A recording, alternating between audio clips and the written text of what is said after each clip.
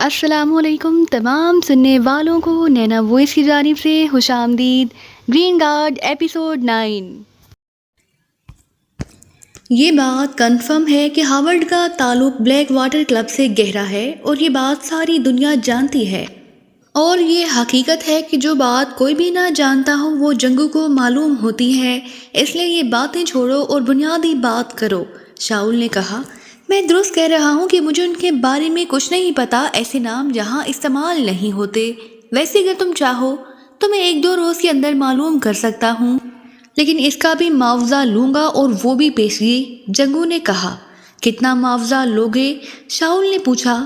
زیادہ نہیں، صرف $10 لاکھ، اور یہ کام بھی میں صرف تمہارے لیے کر رہا ہوں، ورنہ شاید میں کروڑوں ڈالرز کے عوض بھی نہ کرتا۔ جنگو نے کہا، ٹھیک ہے، مجھے تم پر اعتماد ہے، لیکن تمام رقم پیشگی نہیں ملے گی۔ انڈر ورلڈ قانون کے مطابق نصف پیشگی اور نصف کام ہونے کے بعد۔ شاؤل نے کہا، اوکے، اب میں تم سے بحث نہیں کرنا چاہتا۔ $5 لاکھ دو، اور 2 روز بعد دوبارہ $5 لاکھ مزید لے کر آ جانا۔ جنگو نے کہا، میرے خیال میں تم صرف اہمیت بنانے کی خاطر وقت لے رہے ہو۔ تم $10 لاکھ نقد لے کر ابھی بتا دو تاکہ میرا وقت بچ سکے۔ شاؤل نے کہا، میں درست کہہ رہا ہوں، اور مجھے بار بار اپنی بات دہرانے سے نفرت ہے۔ جنگو نے کہا، اوکے۔ شاؤل نے کہا، اور پھر اس نے جیکٹ کی جیب سے بڑی مالیت کے نوٹ نکالے اور انہیں گن کر اسے جنگو کی طرف بڑھا دیے۔ جنگو نے نوٹ لے کر انہیں گنا، اور پھر میز کی دراز کھول کر اس نے نوٹ اندر رکھ دیے۔ 2 روز بعد اسی وقت، جنگو نے کہا، اور اٹھ کر کھڑا ہو گیا تو شاؤل اور لیموکا بھی اٹھ کر کھڑے ہو گئے۔ اوکے، گڈ بائے، شاؤل نے کہا، اور بیرونی دروازے کی طرف مڑ گئی۔ لیموکا بھی اس کے پیچھے تھا۔ کمرے سے باہر آ کے دونوں گیلری میں سے گزر کر ہال کی طرف جانے لگے کہ شاؤل نے لیموکا کو روکنے کا اشارہ کیا، اور پھر جیب سے ایک چھوٹا سا آلہ نکال کر اس نے اس کی پشت کو انگوٹھی سے پریس کر کے اپنے کان میں فٹ کر لیا۔ ڈکٹا فون؟ لیموکا نے چونک کر کہا، تو شاؤل نے اسبات میں سر ہلا دیا، اور پھر وہ ہال کی طرف جانے کے لیے مڑی ہی تھی کہ یکلخت ٹھٹک کر رک گئی۔ اس نے ہاتھ کے اشارے سے لیموکا کو بھی رکنے کا اشارہ کیا۔ اس کے چہرے پر یکلخت غصے کے تاثرات ابھر آئے تھے، لیکن وہ وہاں رکی رہی۔ لیموکا بہرحال اتنا سمجھ گیا تھا کہ شاؤل نے جنگو کے آفس ٹیبل کے نیچے سپر ڈکٹا فون لگا دیا تھا، جس کا ریسیور چھوٹے سے بٹن کی صورت میں اس کے اپنے کان میں لگا لیا تھا، اور شاید جنگو کی کوئی ایسی بات سامنے آئی ہے جس پر اسے غصہ آ رہا ہے۔ تھوڑی دیر بعد شاؤل نے کان میں سے بٹن نکالا اور اسے واپس جیب میں ڈال لیا۔ کیا ہوا؟ لیموکا نے پوچھا۔ جنگو کی فطرت سے میں واقف ہوں، اس لیے میں نے اس کی میز کے نیچے سپر ڈکٹا فون لگا دیا تھا۔ اس نے ہمارے آفس سے باہر آتے ہی کسی کو فون کر کے کہا ہے کہ ہم دونوں کو بلیک ایریا یا کہیں اور بھی اچانک فائرنگ کر کے ختم کر دیا جائے۔ شاؤل نے کہا، اس کی یہ جرت، میں اس کی ہڈیاں توڑ دوں گا۔ لیموکا نے بھڑکتے ہوئے لہجے میں کہا، آؤ اب اسے بتانا ہی ہوگا۔ شاؤل نے کہا، اور تیزی سے دوبارہ جنگو کے آفس کی طرف بڑھنے لگی۔ لیموکا اس کے ساتھ تھا۔ پھر شاؤل نے دروازے کے قریب رک کر جیب میں ہاتھ ڈال کر مشین پسٹل نکالا اور دوسرے ہاتھ سے دروازے پر دباؤ ڈالا تو دروازہ کھلتا چلا گیا۔ وہ تیزی سے اندر داخل ہوئی، اس کے پیچھے لیموکا بھی اندر داخل ہوا، لیکن آفس خالی تھا۔ وہ بھی ادھر ادھر دیکھ رہے تھے کہ چھت سے چٹک کی آواز سنائی دی، اور اس کے ساتھ ہی ان دونوں کو یوں محسوس ہوا جیسے ان کے جسموں سے یکلخت کسی نے توانائی نچوڑ لی ہو، اور وہ ریت کے خالی ہوتے ہوئے بوروں کی مانند فرش پر ڈھیر ہوتے چلے گئے۔ اسی لمحے سرر کی آواز کے ساتھ دائیں طرف کی دیوار ایک سائڈ پر سمٹ گئی، اور اس کے ساتھ ہی جنگو اندر داخل ہوا۔ اس کے چہرے پر شاطرانہ مسکراہٹ تھی۔ مجھے معلوم ہو گیا تھا کہ تم نے ڈکٹا فون میز کے نیچے لگایا ہے، اس لیے میں نے دانستہ فون کال کی تھی۔ مجھے معلوم تھا کہ اب تم دونوں واپس آؤ گے، اور اس لیے میں نے پہلے ہی تمہارا بندوبست کر رکھا تھا۔ اب تم دونوں کو ہارورڈ کے حوالے کر دیا جائے گا، جنگو نے کہا، اور اس کے ساتھ اس نے جیب سے ایک چھوٹا سا گیم پسٹل نکالا اور پھر اس کا رخ ان دونوں کی طرف کر کے ٹریگر دبا دیا۔ چٹاک چٹاک کی آوازوں کے ساتھ ہی شاؤل اور لیموکا دونوں کے ذہنوں پر تاریک چادر سی پھیلتی چلی گئی۔ بلیک زیرو نے کار اسپیشل ہسپتال کی پارکنگ میں روکی، اور پھر نیچے اتر کر اس نے پارکنگ وائر سے کارڈ لیا اور تیز تیز قدم اٹھاتا ہوا ہسپتال کے مین گیٹ کی طرف بڑھتا چلا گیا۔ تھوڑی دیر بعد ہی وہ ڈاکٹر صدیقی کے آفس میں موجود تھا۔ ڈاکٹر صدیقی اس سے عمران کے دوست طاہر کے نام سے واقف تھا۔ انہیں یہ معلوم نہ تھا کہ یہ طاہر ہی X2 ہے جس سے بات کرتے ہوئے بھی ان کی آواز میں خود بخود لرزش آ جایا کرتی تھی۔ آئیے طاہر صاحب، آئیے تشریف رکھیے، ڈاکٹر صدیقی نے اٹھ کر بلیک زیرو کا استقبال کرتے ہوئے کہا۔ شکریہ ڈاکٹر صاحب، عمران صاحب کا کیا حال ہے؟ میں نے ان سے ضروری ہدایات لینی ہے، بلیک زیرو نے کہا۔ لیکن آپ تو صرف عمران صاحب کے دوست ہیں، آپ کا تعلق تو پاکستان سیکرٹ سروس سے نہیں، ان سب کو تو میں جانتا ہوں، ڈاکٹر صدیقی نے حیران ہو کر کہا۔ ڈاکٹر صاحب، جس طرح آپ کے ہسپتال میں بے شمار شعبے ہوتے ہیں، کچھ سامنے ہوتے ہیں اور کچھ کے بارے میں عام لوگوں کو علم نہیں ہوتا، لیکن ان کا کام بے حد اہم ہوتا ہے، اسی طرح سیکرٹ سروس سے بھی بے شمار شعبے ہیں، اور عمران صاحب کا ویسے تو پاکستان سیکرٹ سروس سے کوئی تعلق ہی نہیں، لیکن عمران صاحب تو شعبے کے رواں دواں ہیں۔ میرا تعلق بھی پاکستان سیکرٹ سروس کے ایک ایسے شعبے سے ہے، بلیک زیرو نے مسکراتے ہوئے جواب دیا۔ اوہ اچھا، لیکن آپ زیادہ وقت نہیں لگائیں گے، عمران پر جس قدر کم ذہنی دباؤ پڑے اتنا ہی اچھا ہے، ڈاکٹر صدیقی نے کہا۔ میں سمجھتا ہوں ڈاکٹر صاحب، بلیک زیرو نے کہا تو ڈاکٹر صدیقی نے ہاتھ بڑھا کر ریسیور اٹھایا اور جگہ بعد دیگرے 2 نمبر پریس کر دیے۔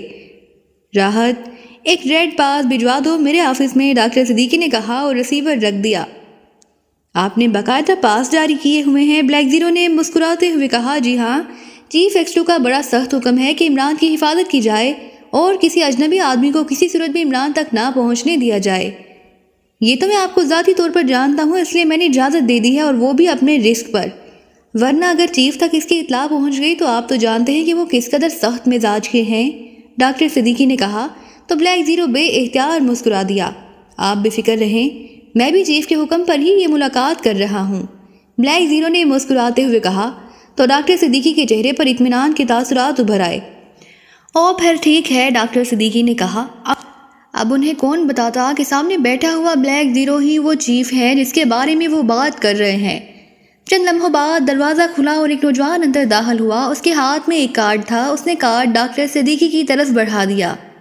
ٹھیک ہے، تم جا سکتے ہو، ڈاکٹر صدیقی نے کہا۔ یس سر، نوجوان نے مودبانہ انداز میں سر جھکاتے ہوئے کہا اور واپس مڑ کر آفس سے باہر چلا گیا تو ڈاکٹر صدیقی نے جیب سے قلم نکال کر کارڈ کے نیچے ایک مخصوص جگہ پر دستخط کیے اور پھر میز کی دراز کھول کر ایک آٹومیٹک مہر نکال کر انہوں نے اپنے دستخطوں کے نیچے مہر لگائی اور پھر کارڈ بلیک زیرو کی طرف بڑھا دیا۔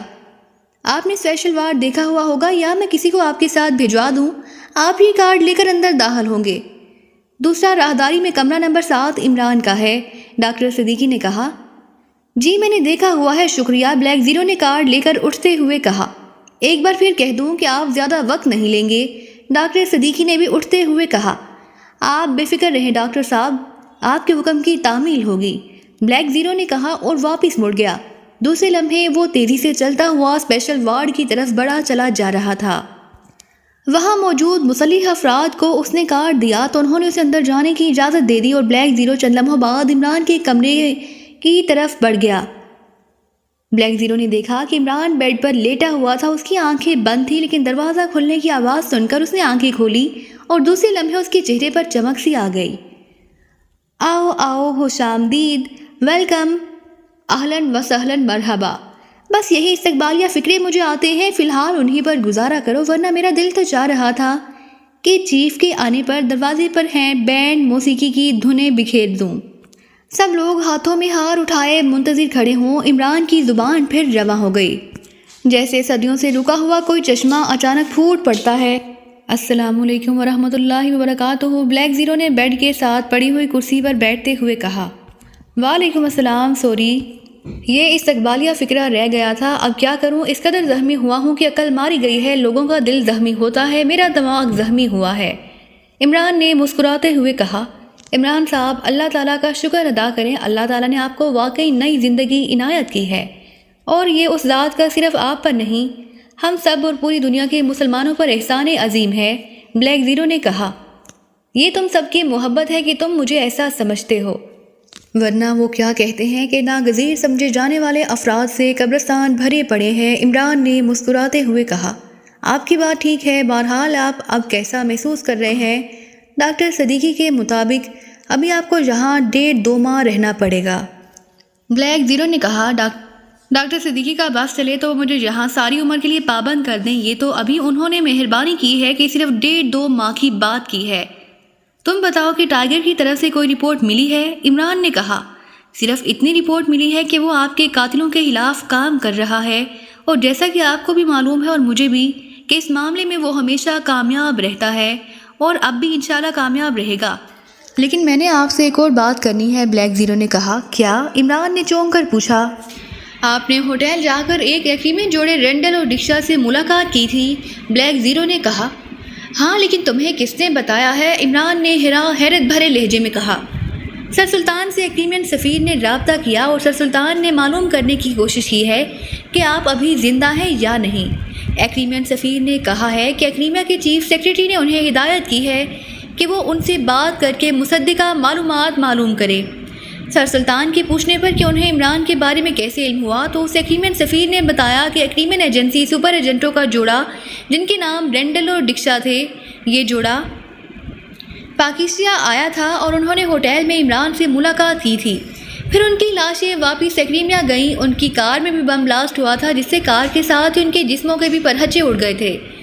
اس ایجنسی کے چیف نے چیف سیکریٹری کو عمران کے بارے میں بتایا تھا اور ایجنسی کا چیف پاکستان میں اپنے سپر ایجنٹوں کی ہلاکت کا انتقام لینے کے لیے مزید ایجنٹ یہاں بھیجنا چاہتا تھا، لیکن چیف سیکریٹری نے اسے روک دیا۔ سر سلطان نے مجھے یہ ساری باتیں بتائی ہیں اور کہا ہے کہ میں ہسپتال جا کر عمران سے اس بارے میں پوچھوں اور یہ سب کچھ بتا کر اس سے ہدایات حاصل کروں، اس لیے میں یہاں آیا ہوں۔ بلیک زیرو نے تفصیل سے بات کرتے ہوئے کہا۔ اوہ، تو وہ دونوں بیچارے میری وجہ سے ہلاک ہوئے ہیں؟ ویری بیڈ، عمران نے افسوس بھرے لہجے میں کہا۔ ہاں، میرا بھی یہی خیال ہے کہ مخالفوں کو اطلاع مل گئی کہ آپ نے ان سے ملاقات کی ہے تو وہ فوری حرکت میں آ گئے تھے کیونکہ انہیں معلوم تھا کہ اب معاملات تیزی سے آگے بڑھ سکتے ہیں۔ بلیک زیرو نے کہا۔ یہ گرین کارڈ والے واقعی احمق ہیں۔ ڈاکٹر کمال حسین کو صرف وہاں سے اغوا ضرور کیا گیا ہے، لیکن ڈاکٹر کمال حسین کی ساری عمر ایگریما میں گزری ہے جہاں وہ کام کرتے تھے۔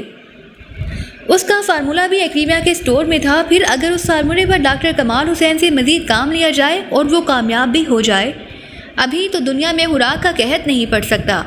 ابھی تو بہت اراضی زیر کاشت ہے۔ یہ تو صرف حساب کتاب کی بات ہے کہ آئندہ برسوں میں آبادی بڑھے گی اور تعمیراتی پھیلاؤ کی وجہ سے اور پانی کی کمی کی وجہ سے زمینیں بنجر ہو جائیں گی اور دنیا بھر میں خوراک کا شدید قحط پڑ جائے گا۔ اس وقت لیبارٹری سے حاصل کی جانے والی اجناس میں سے بہت کم لوگوں کے پیٹ بھرے جا سکیں گے۔ میرا خیال ہے کہ اس حد تک میں شاید 150-200 سال مزید لگ جائیں گے۔ ایسی صورتحال میں ابھی اس فارمولے کے پیچھے بھاگنے کی کیا ضرورت ہے؟ عمران نے مسلسل بولتے ہوئے کہا۔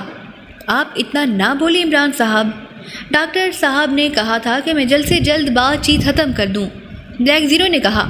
ہاں، میں بھی کمزوری محسوس کر رہا ہوں۔ بہرحال میں رینڈل سے وعدہ کیا تھا کہ ڈاکٹر کمال حسین کو اغوا کرنے والوں کا سراغ لگا کر اس کی مدد کروں گا۔ میں نے ڈاکٹر کمال حسین کے پیچھے جانے اور وہ فارمولہ حاصل کرنے کا ابھی سوچا ہی نہ تھا۔ میرے ساتھ ملاقات کی وجہ سے رینڈل اور اس کی بیوی ڈکشا کا بے حد ہولناک قتل عام ہوا ہے۔ ایسے لوگ قابل معافی نہیں ہوتے، انہیں اس کا خمیازہ بھگتنا ہوگا۔ عمران نے کہا۔ ٹائیگر اس کام میں لگا ہوا ہے، وہ جلد ہی کوئی نہ کوئی سراغ لگا لے گا۔ آپ تو ابھی کافی عرصہ تک فیلڈ میں کام نہیں کر سکیں گے، اس لیے سوائے اس کے کہ یہاں موجود قاتلوں کو ہلاک کر دیا جائے ہم اور کیا کر سکتے ہیں؟ بلیک زیرو نے کہا تو عمران اس کی بات سن کر بے اختیار چونک پڑا۔ کیا مطلب؟ کیا تم چاہتے ہو کہ ہم اس مشن پر کام کریں؟ عمران نے کہا۔ ہاں عمران صاحب، اور میں اسی لیے حاضر ہوا ہوں کہ آپ مجھے اجازت دیں میں یہ مشن مکمل کروں۔ ہمارا ملک زرعی ہے، لیکن ہمارے ملک کی آبادی جس تیزی سے بڑھ رہی ہے اور جہاں دشمن ممالک کی سازشوں کی وجہ سے کسی نہ کسی انداز میں تیزی سے پانی کی کمی ہو رہی ہے، ہمیں اس فارمولے کی فوری ضرورت ہے، اور اگر فوری ضرورت نہ ہو تو یہ مستقبل کا اہم ترین فارمولہ ہے۔ اس کا پاکستان کے پاس ہونا پاکستان کے عوام کے تحفظ کی ضمانت ہے۔ بلیک زیرو نے کہا۔ یہ ایسا مشن نہیں ہے کہ تم اکیلے اس مشن پر کام کر سکو، اور پھر میری علالت کی وجہ سے تمہاری ذمہ داریاں مزید بڑھ گئی ہیں۔ کسی بھی لمحے کوئی بھی مشن یہاں بھی شروع ہو سکتا ہے۔ عمران نے کہا۔ میرا خیال ہے کہ میں جولیا کو اختیارات دے کر خود چلا جاؤں۔ جولیا سے کوئی بھی بہانہ بنایا جا سکتا ہے، بلیک زیرو نے کہا۔ نہیں، ایسا ممکن نہیں ہے، عمران نے قطعی انداز میں جواب دیا۔ تو بلیک زیرو بولتے بولتے رک گیا۔ ایک کام ہو سکتا ہے کہ تم جولیا کی سربراہی میں ٹیم کو روانہ کر دو، ساری ٹیم نہیں، صرف فارن ٹیم کو۔ صفدر اور کیپٹن شکیل معاملات کو سنبھال لیں گے، عمران نے چند لمحے خاموش رہنے کے بعد کہا۔ لیکن اصل مسئلہ تو یہ ہے کہ ابھی تو ڈاکٹر کمال حسین نے ذہنی طور پر تندرست ہونا ہے، پھر اس فارمولے پر کام کرنا ہے۔ اس کے بعد فارمولہ مکمل ہوگا۔ ہمیں کیسے معلوم ہوگا کہ کب وہ تندرست ہوگا اور کب اس نے فارمولے پر کام شروع کر دینا ہے؟ بلیک زیرو نے کہا۔ جس انداز میں ڈاکٹر کمال حسین کو اغوا کیا گیا ہے اس سے ظاہر ہوتا ہے کہ ان کو بہت جلدی ہے، اس لیے تم ٹیم کو بھیج دو۔ جب تک ٹیم انہیں ٹریس کر کے وہاں تک پہنچے گی مجھے امید ہے کہ کام شروع ہو چکا ہوگا، عمران نے کہا۔ لیکن اس کے لیے ہمیں ٹائیگر کی رپورٹ کا بہرحال انتظار کرنا پڑے گا، اور دوسری بات یہ کہ ایگریمنٹ ایجنٹ بھی لازماً اس پر کام کریں گے، ہمیں ان کا بھی خیال رکھنا ہوگا۔ بلیک زیرو نے کہا۔ ہاں، یہ سب باتیں ذہن میں رکھ کر ٹیم کو بھجواؤ، باقی کام ٹیم خود کر لے گی، عمران نے کہا۔ تو بلیک زیرو نے اسبات میں سر ہلا دیا اور پھر اس نے اٹھ کر عمران کو سلام کیا، جبکہ عمران نے سلام کا جواب دے کر ایک بار پھر آنکھیں بند کر لیں۔ ٹائیگر نے کار ڈی سلوا کلب کی 3 منزلہ عمارت کے کمپاؤنڈ گیٹ میں موڑی اور پھر وہ اسے ایک طرف بنی ہوئی وسیع و عریض پارکنگ میں لے گیا۔ ڈی سلوا کلب عمرہ کا کلب تھا، اس لیے پارکنگ میں رنگ برنگی کاروں کا میلہ سا لگا ہوا تھا، لیکن تمام کاریں جدید ترین ماڈلز اور بڑی کمپنیوں کی تھیں۔ ٹائیگر نے کار ایک خالی جگہ پر روکی اور پھر وہ نیچے اترا ہی تھا کہ پارکنگ بوائے دوڑتا ہوا اس کے قریب آیا۔ اس نے سلام کرتے ہوئے کارڈ اس کی طرف بڑھا دیا۔ شکریہ، ٹائیگر نے مسکرا کر کہا اور پھر جیب سے ایک بڑا سا نوٹ نکال کر اس نے پارکنگ بوائے کی طرف بڑھا دیا۔ کارڈ بھی اپنے پاس رکھو اور نوٹ بھی، بس کار کا خیال رکھنا، ٹائیگر نے مسکراتے ہوئے کہا اور مڑ کر مین گیٹ کی طرف بڑھ گیا۔ بوائے نے بڑے مؤدبانہ انداز میں اس کا شکریہ ادا کیا، لیکن ٹائیگر کوئی جواب دیے بغیر آگے بڑھتا چلا گیا۔ مین ہال میں گو افراد کی تعداد بے حد کم تھی، لیکن یہ سب لوگ جن میں عورتوں کی تعداد شامل تھی اپنے ظاہری رکھ رکھاؤ کی بنا پر واقعی عمرہ طبقے کے نمائندے لگتے تھے۔ ٹائیگر سرسری انداز میں حال کا جائزہ لیتے ہوئے کاؤنٹر کی طرف بڑھتا چلا گیا۔ کاؤنٹر پر 3 افراد موجود تھے، لیکن ایک آدمی جو سامنے فون رکھے کھڑا تھا اس کو دیکھ کر ٹائیگر آگے بڑھا۔ ارے وکٹر، تم اور یہاں؟ تم تو 1 ہفتہ پہلے زیرو کلب میں موجود تھے، وہاں تم سے ملاقات ہوئی تھی، ٹائیگر نے حیرت بھرے لہجے میں کہا۔ یس سر، میں پہلے وہاں تھا، پھر یہاں سے زیرو کلب چلا گیا۔ وہاں پیکیج بہتر تھا، لیکن پھر وہ کلب فروخت ہو گیا اور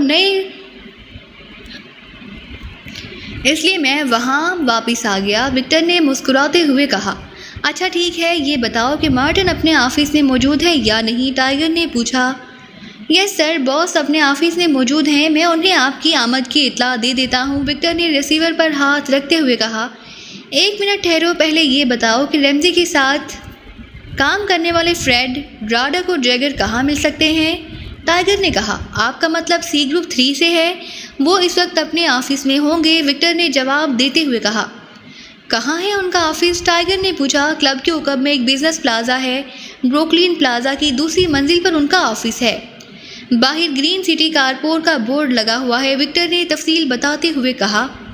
اوکے، میں پہلے ان سے ملاقات کر لوں، پھر مارٹن سے ملوں گا، ٹائیگر نے کہا اور واپس مڑ گیا تو وکٹر نے اسبات میں سر ہلا دیا۔ ٹائیگر پیدل ہی ڈی سلوا کلب کے گیٹ سے نکل کر موڑ کاٹ کر کلب کی عقبی سمت میں آ گیا۔ وہاں واقعی سڑک پر بروکلین پلازا تھا، جس پر بروکلین بزنس پلازا کا نیون سائز موجود تھا اور خاصی تعداد میں لوگ آ جا رہے تھے۔